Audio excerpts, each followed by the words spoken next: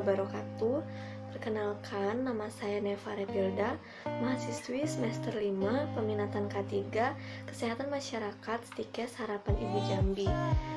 Video ini dibuat untuk memenuhi tugas dari Ibu Entianova selaku dosen dari mata kuliah Keselamatan Kerja, Perkebunan atau Pertanian.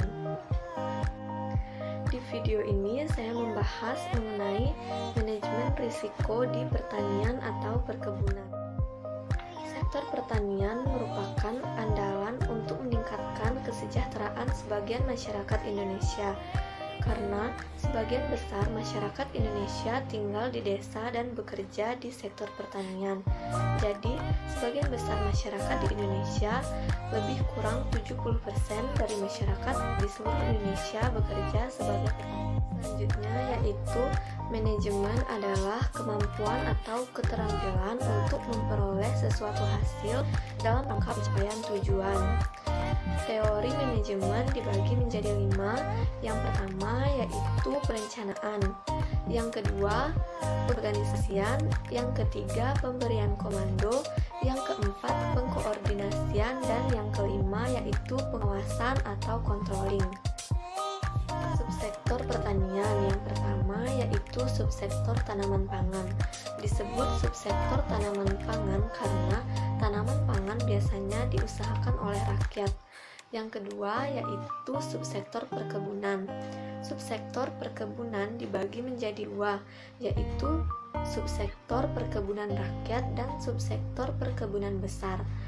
Yang dimaksud dengan perkebunan rakyat ialah perkebunan yang diusahakan sendiri oleh masyarakat atau rakyat, biasanya dalam skala kecil dan dengan teknologi yang sederhana. Sedangkan perkebunan besar ialah semua kegiatan perkebunan yang dijalankan oleh perusahaan perkebunan berbadan hukum.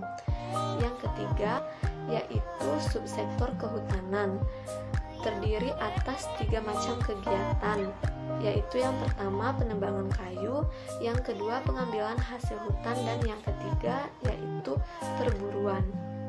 Yang keempat yaitu subsektor peternakan. Subsektor peternakan mencangkup kegiatan ternak itu sendiri dan pengusahaan hasil-hasilnya yang meliputi produksi ternak besar dan kecil, hasil pemotongan hewan. Dan yang kelima yaitu subsektor perikanan.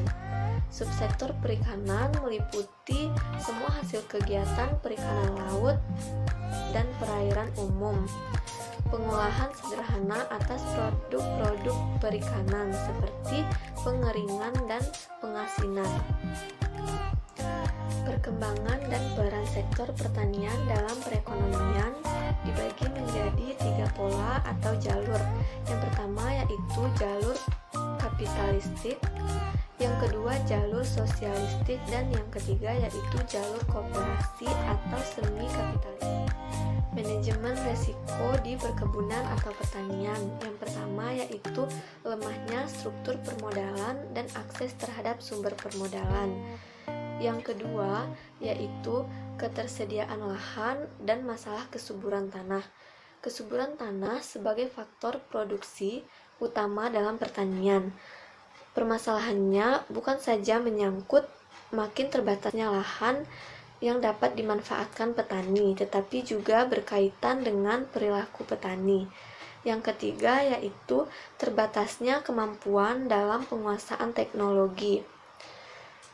Yang keempat yaitu lemahnya organisasi dan manajemen usaha tani.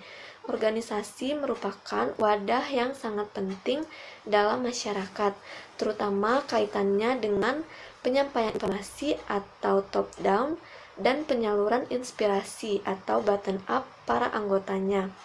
Yang kelima yaitu kurangnya kuantitas dan kualitas sumber daya manusia untuk sektor agribisnis. Petani merupakan sumber daya manusia yang memegang peran penting dalam menentukan keberhasilan suatu kegiatan usaha tani, karena petani merupakan pekerja dan sekaligus manajer dalam usaha tani itu sendiri.